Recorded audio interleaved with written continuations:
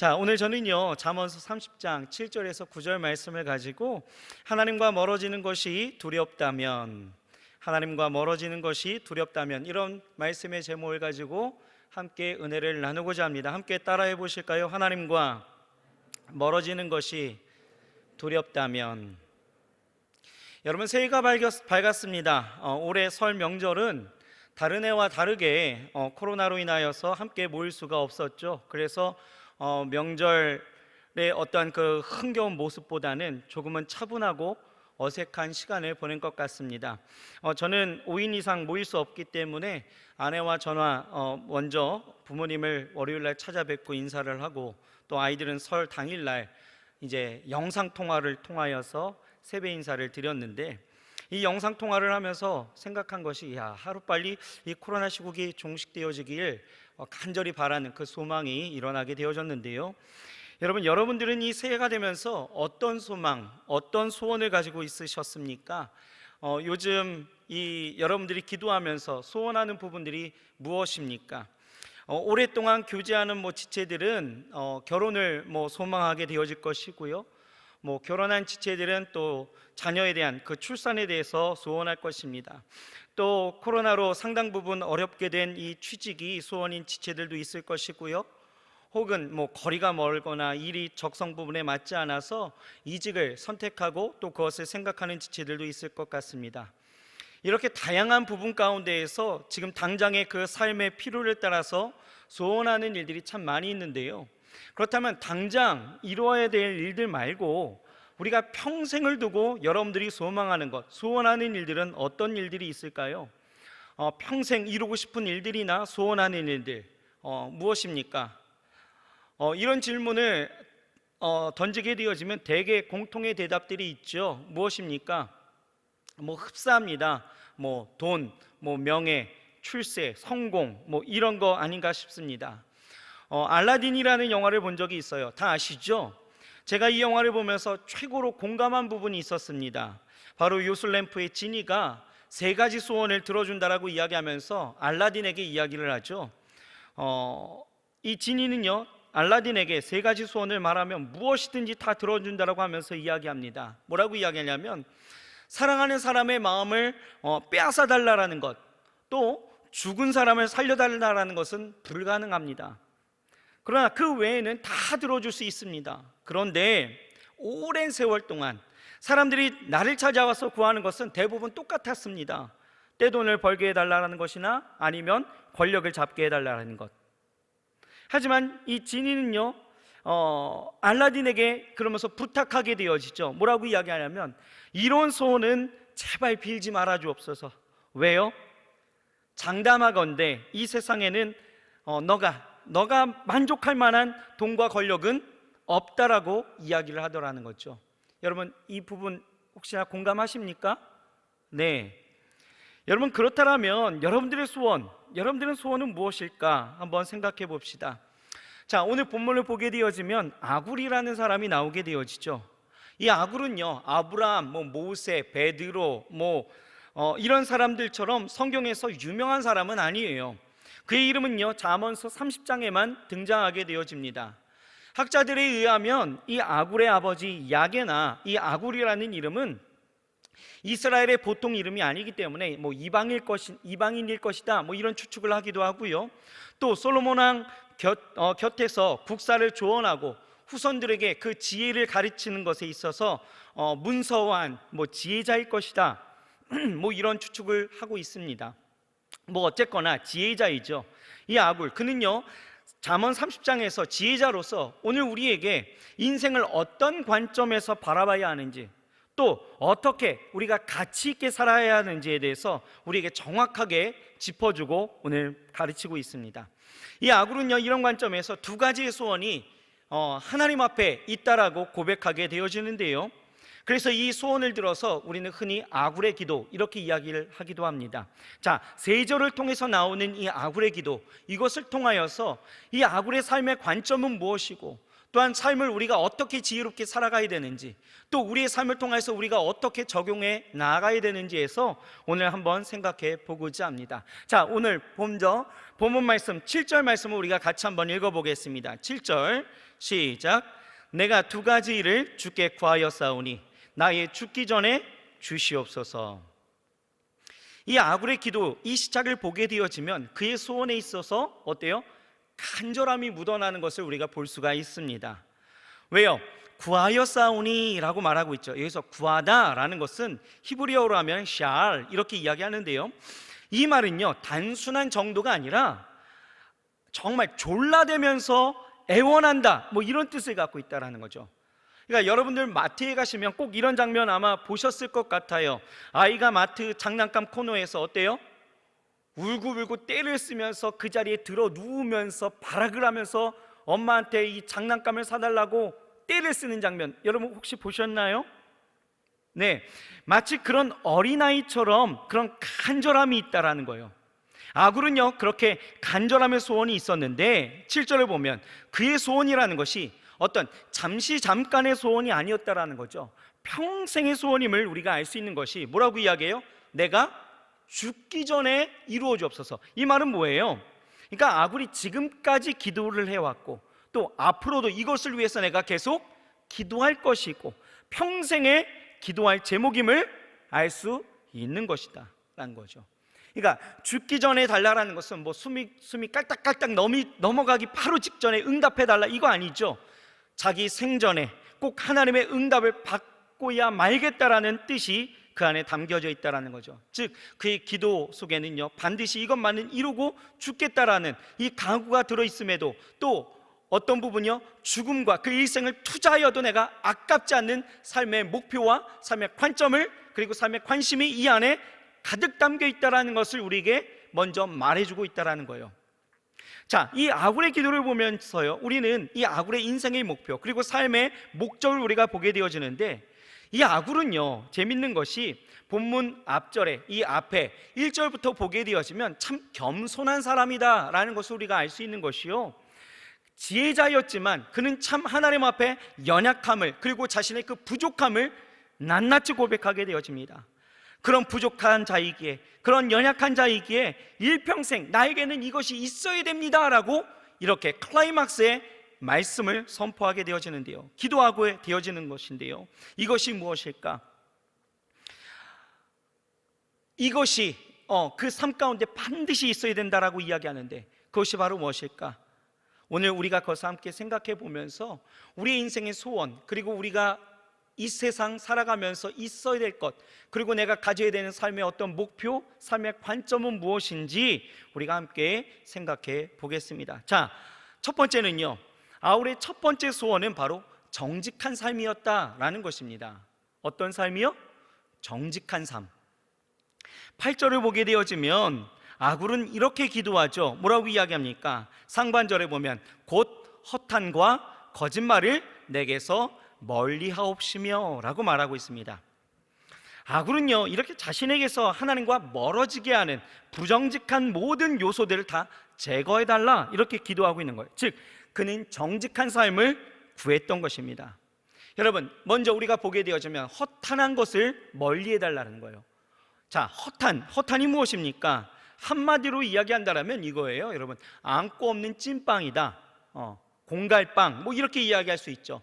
허탄한 것은 공허함, 허무, 거짓이라는 문자적인 의미를 가지고 있습니다. 또 성경을 보면요, 이 허탄에 대해서 뭐라고 이야기하냐면 행함이 없는 믿음이다 이렇게 이야기하기도 하고요, 또 곡식이 전혀 없는 땅, 이것을 허탄 이렇게 이야기합니다. 또 노예가 일을 하지 않아서 소득이 전혀 없는 것, 이것을 허탄하다 이렇게 이야기하기도 하고요, 또 허풍으로 부풀린 말, 이렇게 해석을 하고 있는데, 이렇게 허탄은요 무엇이든지 비본질적인 것이고요, 믿을 수가 없고 비실제적이고 거짓되고 또 우리를 실망시키는 존재나 그런 상태를 가리키는 것이다 라는 거예요. 여러분, 아굴은요 이 허탄한 것이 하나님과 멀어지게 하는 것임을 깨닫게 되어지고 이 허탄한 것으로부터 멀리하게 해달라고 지금 기도하고 있는 것이에요. 그러니까 그의 삶의 관점은 어디에 있느냐? 하나님과 함께함에 있었다라는 거예요. 하나님과 함께함이 그의 소원이었고, 하나님과 멀어지게 하는 것은 이제는 떠나버리는 것, 그것을 항상 멀리하게 되어지는 것, 이것이 그의 삶의 목표였다라는 거예요. 여러분, 우리가 우리의 삶을 보게 되어지면 이 허탄한 것들이 얼마나 질비한지 모릅니다. 성적으로 방종하며 쾌락을 쫓는 삶이라든지, 무분별하고 무책임한 행동이라든지, 세상 것에 흠취해서 세상 것을 자랑하는 것, 본질은 잊어버린 채 쓸데없는 논쟁으로 시간을 허비하는 것, 이 모든 것들이 다 허탄한 것, 이렇게 이야기할 수가 있는 것이죠. 악으로는요, 이같이 무의미한 것들로 인하여서 하나님과의 그 친밀함을 잃어버릴까 노심초사하면서 또 경건을 잃어버릴까 두려워하고 있었다라는 것입니다.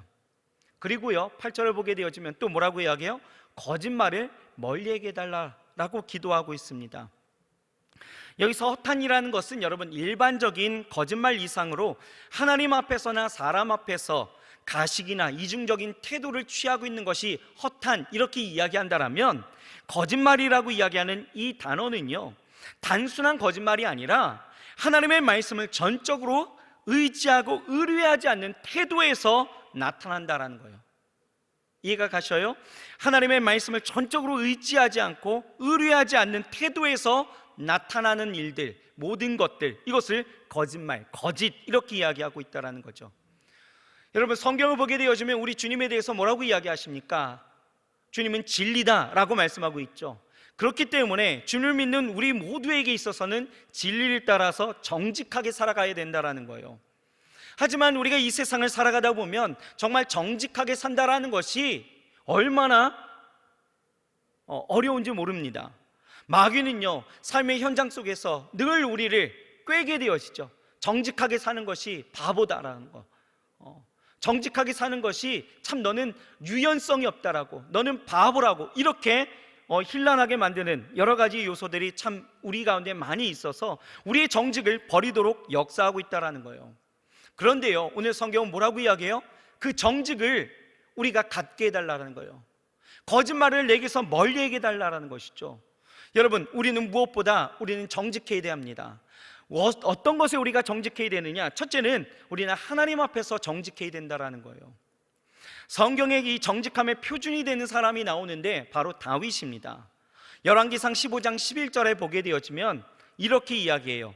아사가 그의 조상 다윗과 같이 여호와 보시기에 정직하게 행하여 라고 말하고 있어요. 우리 지난 시간 아사 왕에 대해서 한번 배운 걸로 기억하는데요, 유다의 그 아사 왕이 여호와 보시기에 어땠다고요? 정직했다라는 거예요. 그런데 그가 누구와 같이? 다윗과 같이 여호와 보시기에 정직했다라는 거죠. 그러니까 이 말씀은 뭐예요? 다윗이 여호와 보시기에 정직했다라는 것을 우리에게 말씀하고 있는 것이죠. 다윗이 정직했다라는 것. 여러분, 다윗은요, 그 삶 가운데에서 평생의 하나님의 복을 누리게 되어지는 것을 볼 수가 있습니다. 평생의 하나님의 그 특별한 사랑을 누리게 되어지는 것을 볼 수가 있었다라는 거예요. 왜요? 왜 그렇습니까? 하나님 앞에 그는 정직했다라는 거예요. 여러분, 신명기 6장 18절에서 19절을 보게 되어지면 정직한 자에게 하나님이 주신 복이 있죠. 뭐라고 이야기합니까? 여호와께서 보시기에 정직하고 선량한 일을 행하라, 그리하면 네가 복을 받고, 이렇게 말씀하고 있는 거예요. 하나님 앞에서 우리가 정직하게 살아가게 되어질 때 우리는 하나님 안에서 복을 누리게 되어진다는 거예요. 여러분, 그렇다면 우리가 여호와 보시, 하나님 보시기에 정직하다라는 것, 이것이 무엇일까요? 바로 하나님의 말씀이 기준이 되어서 하나님의 말씀대로 사는 것이 하나님 앞에서 내가 정직하게 사는 삶이다라는 거예요. 시편 112편 1절에서 2절을 보면 이렇게 나와 있습니다. 할렐루야, 여호와를 경외하며 그의 계명을 크게 즐거워하는 자는 복이 있도다. 여호와를 찬송하라, 그의 후손이 땅에서 강성함이여 정직한 자들의 후손에게 복이 있으리로다 라고 말하고 있어요. 이 말씀을 종합해 보면 여호와를 경외하면서 하나님을 예배하고 하나님을 찬송하고 하나님을 경외하면서 어떻게 해요? 말씀대로 사는 사람에게 그 정직함이 나타나게 되어질 때에 그 정직한 사람에게 하나님이 복을 주시고 그 정직한 사람의 후손에게 하나님이 땅을 허락하신다라고 말씀하고 있는 것이죠. 여러분, 우리는 하나님 앞에서 늘 정직해야 합니다. 말씀대로 살아갈 수가 있어야 된다라는 거예요.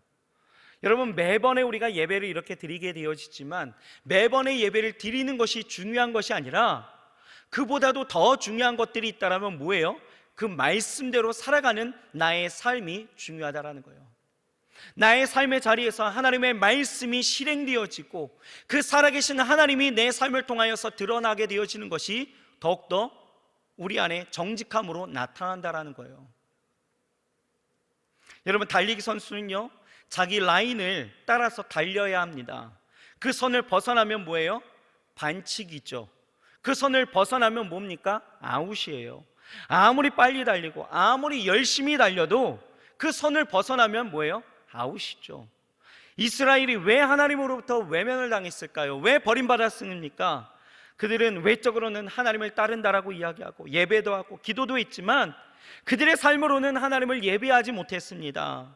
그들의 삶으로는 하나님의 말씀대로 살아가지 않았다라는 거예요. 형식만 남은 그런 모습들이었다라는 거죠. 그런 모습, 이런 걸 뭐예요? 아웃이죠. 거짓입니다. 그리스도인은 하나님의 말씀을 듣고 배우고 그리고 그것을 깨달을 때 어떻게 해요? 그것으로 만족으로 삼고 살아가는 것들이 아니라 그것을 내 삶으로 그대로 적용하면서 우리가 그렇게 살아가야 된다는 것이에요.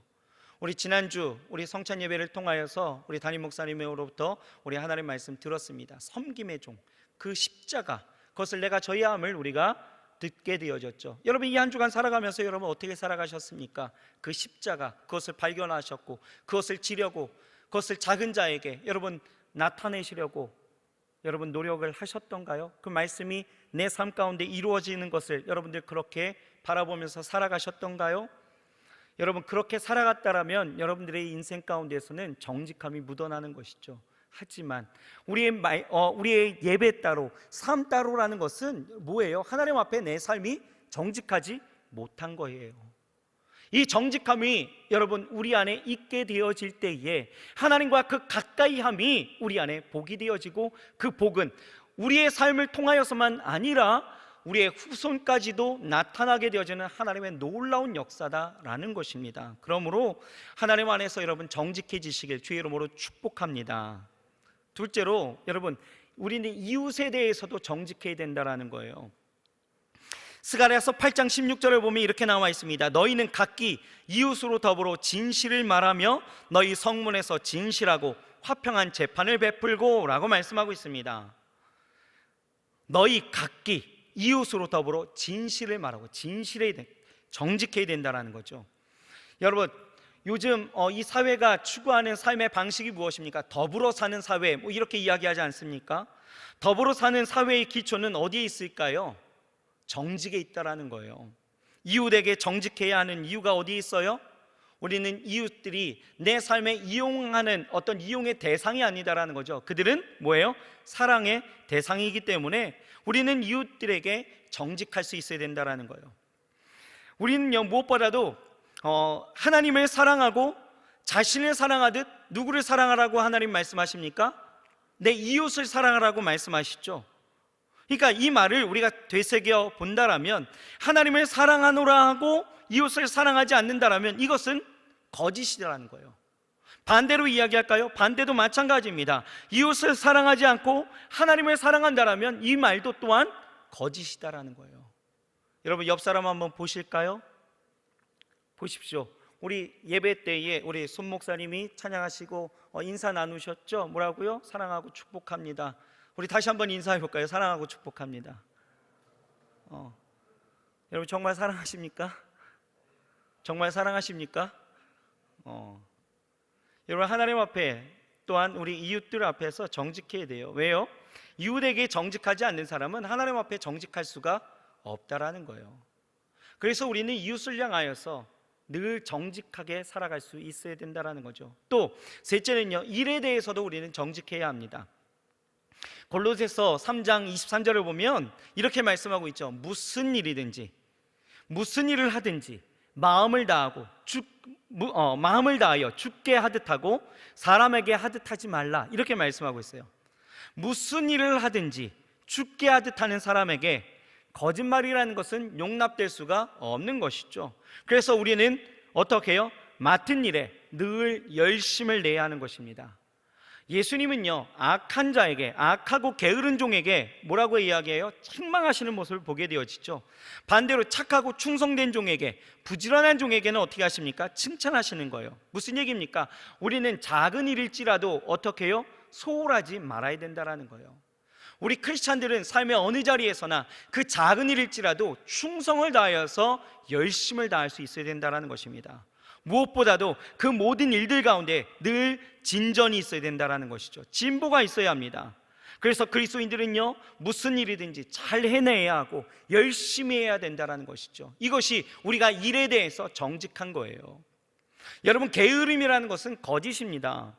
지각하거나 여러분 퇴근 시간 전에 먼저 슬쩍 빠져나오는 거, 이거 속이는 일이죠. 거짓입니다. 업무 시간에 다른 것하고 바쁜 것, 이거 거짓이죠.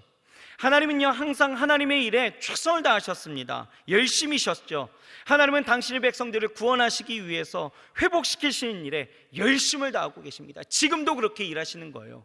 그런데 하나님도 그렇게 일에 대해서 정직하신데, 우리의 삶을 통해서 내 맡겨진 일이 여러분 비록 조금 마음에 들지 않다고 해서, 조금 그 모든 일들의 가운데에서 내 뜻대로 되지 않는다고 해서 이 모든 일들에 대해서 내가 소홀해진다라면, 사람과의 어떤 관계 가운데에서 내가 틀어짐이 있어서, 어그러짐이 있어서 내가 이 모든 일들에 대해서 소홀하게 되어진다라면 이 또한 거짓일 수 있다는 거죠. 여러분, 크리스찬은 어느 자리에서나 성실해야 해요. 그리고 정직해야 합니다. 우리 청년들이요, 늘 그렇게 정직하게 살아가시길 주의 이름으로 축복합니다. 우리의 삶에 시간에 방관되어지고 또 사명에 방관하는 것, 내 삶을 비전이 아닌 다른 것에 매달리게 하는 것, 이것도 우리는 멀리해야 된다라는 것이죠. 또 네 번째는요, 우리는 돈에 대해서도 좀 정직해야 합니다. 거짓말의 유혹에 있어서 이 돈은 가장 영향을 많이 받는 것 같습니다. 마가복음 10장에 보게 되어지면 부자 청년이 그랬죠. 모든 율법을 다 지켰다라고 예수님께 나와 이야기합니다. 다 지켰대요. 그런 내가 영생을 얻으려면 내가 어떻게 해야겠느냐고 예수님께 묻게 되어지죠. 이때 예수님은 말씀하십니다. 한 가지를 지적하시죠. 뭐라고 이야기해요? 네가 다 했어도 한 가지는 못했다라는 거예요. 그러면서 시키신 일이 그거죠. 가서 내게 가진 것을 다 팔아서 가난한 사람들에게 나누어 주라 라고 말씀하십니다. 그리고 와서 나를 따르라 라고 말씀하시죠. 이때 부자 청년의 반응은 무엇이었습니까? 근심하며 떠났더라 라고 말씀하고 있죠. 왜요? 부자 청년은요, 돈에 대해서 거짓이었다라는 거예요. 돈에 대한 가장 큰 거짓말은 무엇일까요? 가장 큰 거짓말, 바로 내 돈은 내 거야 라고 이야기하는 거예요. 그들은 말하죠. 뭐라고 이야기합니까? 내 돈 내가 벌어서 내 마음대로 쓰는데 네가 무슨 상관이야 라고 이야기합니다. 여러분, 정말 그렇습니까? 아니죠. 모든 물질, 돈의 소유권자는 누구예요? 우리가 아니에요. 우리는 하나님의 것을 잠시 맡아서 쓰는 것뿐, 돈의 절대적인 소유권은 하나님 앞에 있다라는 것입니다. 여러분, 인정하십니까? 여러분, 우리 흔히 이렇게 이야기하잖아요. 내 능력 가지고 내가 벌었다고 라고 이야기하잖아요. 돈을 버는 것도 여러분 엄밀히 말하면 내 능력이 아니죠. 사람들은요, 내 수완이 좋고 내 인맥이 좋고 내 능력이 좋고 때로는 내 운빨이 좋아서 돈을 벌었다라고 이야기해요. 그러나 여러분, 성경은 뭐라고 이야기하는지 아십니까? 신명기 8장 18절에 이렇게 말씀하고 있는 거예요. 너희 하나님 여호와를 기억하라. 그가 내게 재물 얻을 능을 주셨음이라 라고 말씀하고 있어요. 그 능력 누가 주셨다고요? 하나님이 주셨다라는 거예요. 그러니 그 능력 가지고 벌게 되어진 그 돈은 누구 겁니까? 내 거요? 아니다라는 거예요. 우리는 크게 착각하고 있는 부분들이 분명히 있죠. 그래서 그 돈에 심취해서 그 돈을 벌고자 열심히 살아가는 건 맞아요. 그러나 그 소유권에 대해서 내 거다라고 인정하는 것은 거짓이다라는 거예요. 이렇게 돈에 흐리게 되어지면 어떻습니까? 하나님 안에서 구원을 얻는 일에 여러분, 우리는 멀어질 수가 있게 되어지는 거죠. 부자 청년이 그랬잖아요. 하나님의 구원, 그 영생이 어디 있느냐라고 이야기했을 때, 그 영생, 가난한 것을 다 팔아 나눠 주라라고 이야기했을 때에 그것을 나눠주게 되어지면 가장 큰 선물인 그 구원을, 그 영생을 얻게 되어짐을 보게 되어지지만, 그 부자 청년은 어떻게 해요? 그 물질을 놓지 못했다라는 거예요. 여러분, 이 거짓에 여러분 흐리게 되어지면 우리는 큰일 납니다. 아굴은요, 이렇게 하나님 앞에 정직함을 구하면서 인생의 가치적인 삶인 이 모든 것들에 있어서 허탄한 것이, 그리고 거짓말 되어진 거짓된 것들이 내게서 멀리 되어지며, 이 말은 뭐예요? 내가 정말 하나님과 가까이 하길 원한다라는 그 소원을, 그 정직함을 통하여서 말하고 있음을 우리가 보게 되어지는 것이죠. 여러분, 그렇습니다. 우리 인생 가운데에서 하나님 앞에 소망하는 일들이 무엇일까라는 것에 질문을 우리가 다시 한번 던져본다라면, 우리는 그 어떤 것보다도 내가 하나님에게서 멀어지는 것이 두렵습니다. 하나님, 그러므로 내가 하나님 앞에 정직하기 원합니다. 이 기도가, 이 소원이 우리 가운데 있어야 될 줄 믿습니다. 두 번째요, 아굴의 두 번째 소원은요, 바로 자족하는 삶입니다. 자족하는 삶. 우리가 8절 하반절을 먼저 읽어보실까요? 8절 하반절에 보면 그렇게 나와 있습니다. 나로 가난하게도 마옵시고 부하게도 마옵시고 오직 필요한 양식으로 내게 먹이시옵소서. 이렇게 말씀하고 있죠. 여러분, 저는 이 아굴의 기도가요, 참 지혜로운 기도다, 이렇게 생각이 되어집니다. 아굴은 이렇게 기도하잖아요. 하나님, 나로 가난하게도 마옵시고 부하게도 마옵소서. 부하게 되어져서 내가 교만에 빠지지 않게 하시고, 또 가난하여서 목구멍이 포도청이라는 그런 목구멍을 위해서 내가 죄를 범하지 않게 하여 주옵소서. 여러분, 사실 이런 기도는요, 쉬운 기도가 아니다라는 거죠. 이 기도는 자족하는 삶을 위한 기도예요. 어떤 물질의 분량을 언급하는 것이 아니다라는 거예요. 아굴은 부하면 부하는 대로, 또 가난하면 가난한 대로 언제나 자신의 그 생활의 그 중심 가운데 하나님을 모시고 자족하면서 감사하면서 살기를 원했다라는 것, 우리는 이것에 주목해야 된다라는 것입니다. 사람들은요, 사실 욕심 때문에 망하게 되어지는 거죠. 사탄은요, 하나님의 자리를 욕심내다가 타락하고 말았습니다. 아담과 하와는요, 하나님이 금하신 이 선악과를 욕심내어서 먹게 되어지고, 그래서 타락하게 되어졌다라는 거예요. 야고보서 1장 15절 뭐라고 이야기합니까? 욕심이 잉태한 즉 죄를 낳고, 죄가 장성한 즉 사망을 낳느니라, 이렇게 말씀하잖아요. 여러분, 이 욕심이라는 것이 우리의 삶에 있어서 가장 큰 적이다라는 것을 우리는 생각해야 돼요. 신앙과 우리의 삶에 있어서의 가장 큰 주적은 어디에 있습니까? 욕심에 있다라는 거예요. 욕심. 여러분, 세계 최대 그 여객선이라고 이야기하는 그 타이타닉호 아실 것입니다. 침몰했죠. 빙산과 충돌을 했습니다. 그런데 그 배에 일화가 하나 남겨져 있는 것이, 이런 일화가 있습니다.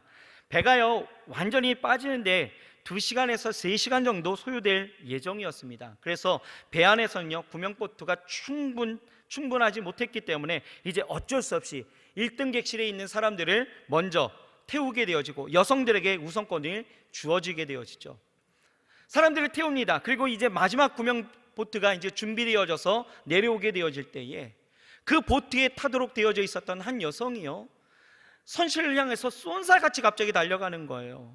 그래서 선원이 깜짝 놀라서, 아니 어디 가시냐고, 가면 안 된다, 이거 빨리 타시라고. 그랬더니 이 여인이 하는 말이 울고불고 막 통사정을 하는 거죠.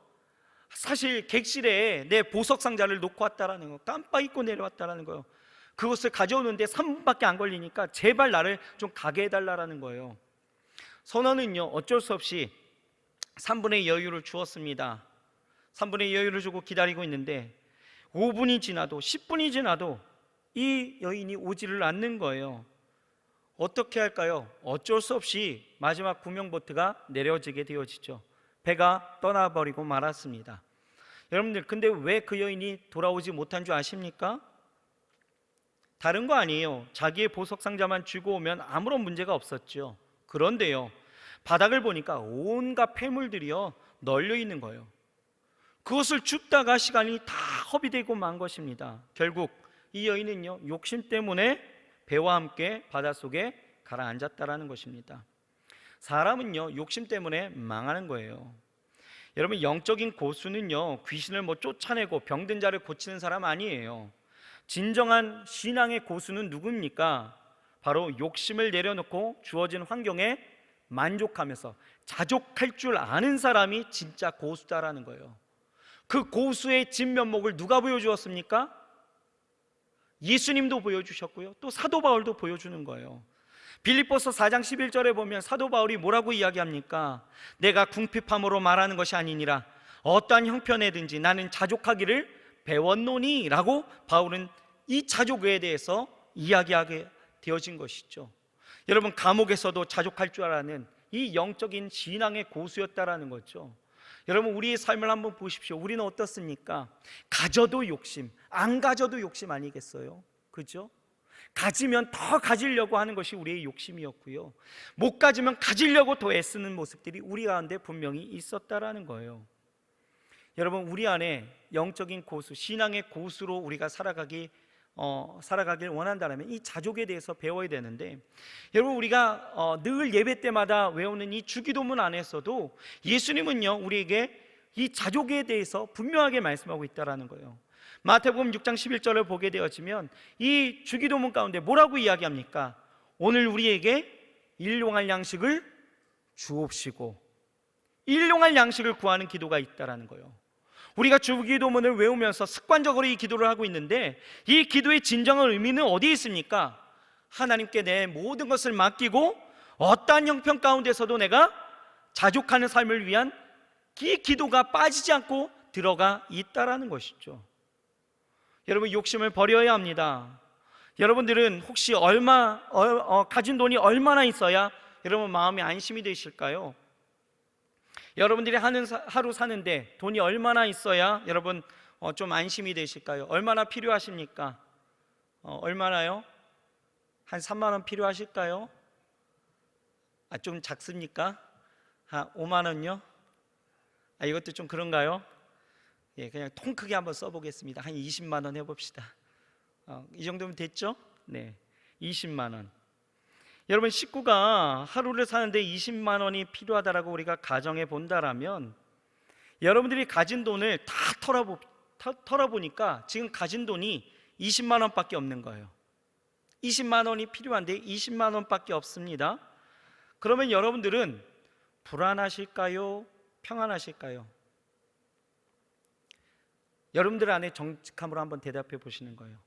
더 있기를 원하시겠습니까? 아니면 그것으로 만족하시겠습니까? 일용할 양식을 구하는 기도는요, 하나님께 모든 것을 맡기고 어떠한 형편 가운데서도 내가 자족하는 삶을 배우는 거예요. 신앙생활을 하면서 우리가 왜 시험에 드는지 아셔요?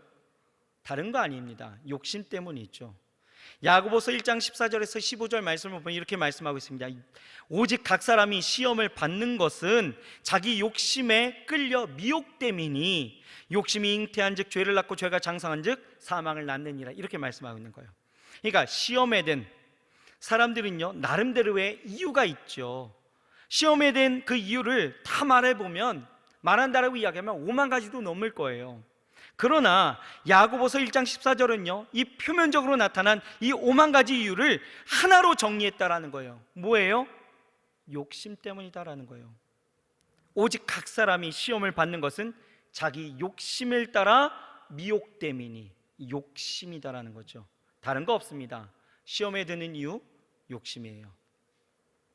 더 갖고 싶은 욕심, 더 높아지고 싶은 욕심, 더 인정받고 싶은 욕심, 자족하지 못하니까 시험에 드는 거죠.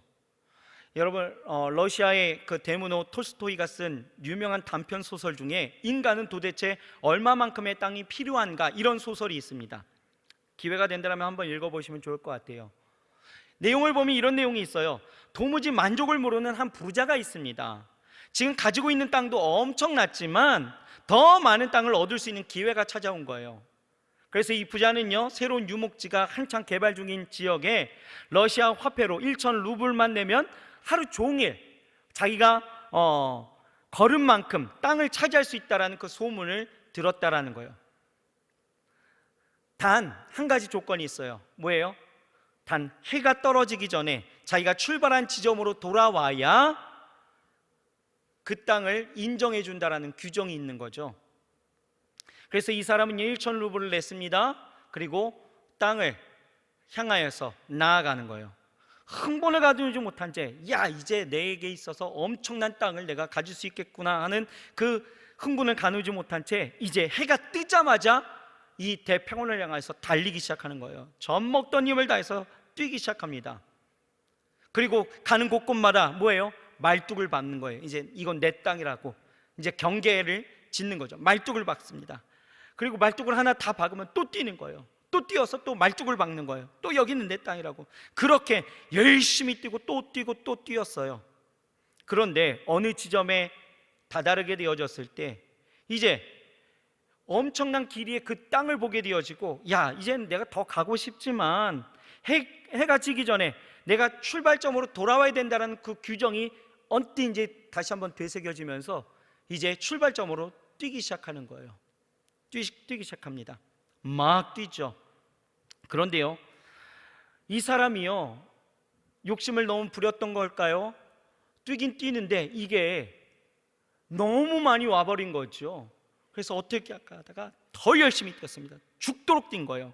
단 1초도 쉬지 아니하고 걷고 뛰고 하면서 들어왔는데, 야, 이게요, 딱 해가 떨어지기 전에 정확하게 도착했다라는 거예요. 간신히 도착했습니다. 그러나 이 사람은요, 곧바로 그 자리에서 거품을 물고 피를 토한 채 쓰러져 버렸다라는 것입니다. 왜요? 하루 종일 길을 쓰고 걷고 뛰고 엄청난 땅을 소유하기 위해서 그렇게 자기의 정력을 다 소비해버리게 되어졌더니 결국은 이 사람이요, 그 모든 기쁨을 누리기도 전에 어떻게 됐어요? 죽게 되어졌다라는 것입니다. 그래서 이 톨스토이는요, 이 소설의 끝을 이렇게 이야기합니다. 머슴은 괭이를 짚고 들어 머리에서 발끝까지 치수대로 6자의 땅을 팠다. 그의 묘를 쓰기 위해 그리하여 그를 그곳에 묻었다. 그러니까 결론은 뭡니까? 이 부자에게 필요한 땅은 겨우 6자였다라는 거예요. 6자. 더 많은 것을 누리고자 했지만 여러분, 그 자족하지 못한 그 삶은 결국 뭐예요? 죽음에 이르렀다라는 것이죠. 여러분, 우리가 이렇게 아굴과 같이 정직을 위해서 그리고 자족한 삶을 위해서 기도해야 될 이유가 있다라는 거예요. 왜요? 오늘 9절 말씀 우리가 한번 읽어봅시다. 제일 중요한 구절이에요. 9절 시작. 혹 내가 배불러서 하나님을 모른다 여호와가 누구냐 할까 하오며, 혹 내가 가난하여 도적질하고 내 하나님의 이름을 욕되게 할까 두려워함이니이다. 여러분, 정직과 자족의 의미는 어디에 있습니까? 포인트는 바로 하나님과의 관계성이죠. 하나님과 멀어질까 두려워함이라는 것입니다. 오늘 이 아굴의 기도가 그런 거예요. 하나님과 멀어지는 것이 두려운 나머지 하나님과 멀어지게 하는 이 허탄과 거짓 그리고 욕심을 내게서 멀리 해달라고 지금 기도하는 것입니다. 결국 이 아굴의 소원은 무엇입니까? 평생을 두고 그가 기도했었고 또 기도하고 또 기도할 것인 이 소원은 바로 무엇이었느냐? 딱 한 가지죠. 하나님과 함께하길 원합니다 라는 거예요. 평생 하나님의 품 안에 있기를 소망합니다, 이것입니다. 여러분, 이 세상을 살면서 우리가 가장 걱정하고 근심해야 될 일들이 있다라면 여러분, 하나님과 멀어지지는 않았을까 하는 이러한 걱정이 우리 가운데 있어야 된다라는 거예요. 여러분, 다윗의 고백을 한번 들어보시길 바랍니다. 시편 5편 11절을 보면 이렇게 말씀하고 있어요. 나를 주 앞에서 쫓아내지 마시며 주의 성신을 내게서 거두지 마소서. 무슨 얘기냐면 그는 하나님 앞에 범죄할 때에 사람들이 나를 떠나갈까? 내 재물의 손해가 일어날까? 이러한 것을 걱정한 것이 아니었다라는 거예요. 그가 걱정했던 것은 단 한 가지였습니다. 뭐예요? 그가 살아가면서 걱정했던 것 딱 한 가지, 바로 하나님에게서 멀어질까 두려워했다라는 거죠. 다른 관점에서 시편 84편 10절은 이렇게 이야기하고 있어요. 주의 궁정에서 한 날이 다른 곳에서 첫날보다 나은즉 악인의 장막의 거함보다 내 하나님 문지기로 있는 것이 좋사오니, 이렇게 말씀하고 있어요. 뭐예요? 다윗은요, 하나님과 가까이 하는 것이 인생 최고의 목표이고 이것이 진정한 즐거움이다, 이렇게 이야기하고 있는 것입니다. 아굴의 기도와 비슷하죠. 여러분, 정리합니다. 우리의 인생에 있어서 정말 우리가 인생의 목적, 목표를 삼는다라면 그것이 어디에 있을까? 진이가 그렇게 하지 말라라고 하는 그 돈이나 권력과 내 성공을 위해서 내가 살아가는 것, 내가 그것을 쫓고 그것에만 관심을 갖고 살아가는 인생이 내 삶이 아닌지를 우리가 살펴봐야 된다는 것이고요. 우리는 어떻게 살아가야 될까에 대한 퀘스천 마크를 오늘 붙인다라면, 오늘 이 아굴의 기도와 같이 내가 하나님 안에서 허탄한 것을 버리고 거짓된 것들을 버리고 하나님 안에서 내가 욕심을 내가 버리고 오직 하나님과 내가 가까이 하기를 원합니다 라고 하는 우리의 믿음의 고백이, 우리의 믿음의 그 소망함이 오늘 우리 가운데 있어야 될 줄 믿습니다. 이 아굴이 그렇게 기도했던 것처럼 오늘 우리의 기도가 그렇게 좀 바뀌어야 되고 우리의 소망함이 그렇게 좀 바뀌어야 된다는 거예요. 분명한 것은 다윗에게도 그랬지만 하나님은 이렇게 하나님과 가까이 하는 자에게 특별한 은혜와 사랑을 주신다는 것을 우리가 다시 한번 깨닫고, 내가 하나님 앞에 하나님 나를 특별히 생각해달라고만 우리가 기도할 것이 아니라 내 삶이 허탄한 것을 바라보고 있지는 않았는지, 내 삶이 정말 하나님 안에서 거짓된 것들을 바라보고 살아가지는 않았는지, 내 삶이 정말 하나님 안에서 욕심을 다하여서 살아가고 있지는 않았는지 우리 다시 한번 생각하면서 우리의 기도가 오늘 이 시간 바뀌어야 될 줄 믿습니다. 우리의 소원이 바뀌어야 될 줄 믿습니다. 오늘 다시 한번 하나님 안에서 정말 이 새해가 되어지면서 하나님 안에서 우리가 소망하는 것들을 다시 한번 꿈꿔보라라고 이야기한다면 우리는 뭐예요? 정직과 자족을 하나님 앞에 구하면서 나아가야 될 줄 믿습니다. 주 안에서 믿음으로 승리하는 우리 사랑하는 청년들 그리고 우리 성도님들 되시길 주의 이름으로 축복합니다. 기도하겠습니다. 하나님 감사합니다.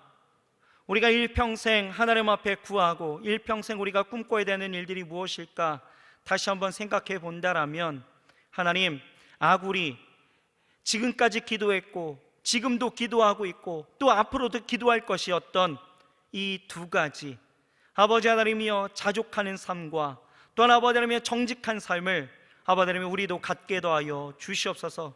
우리도 매일의 삶 가운데에서 허탄한 것을 버리고 거짓된 것들을 바라보지 아니하고 하나님 욕심을 가지고 살아가지 아니하고 어떠한 상황과 삶 속에서도 하나님이 주신 은혜로 여기며 자족하며 살아갈 수 있는 우리 모두가 될 수 있도록 주께서 역사하여 주옵소서.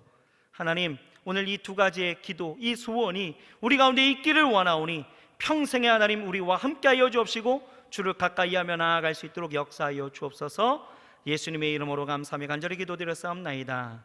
아멘.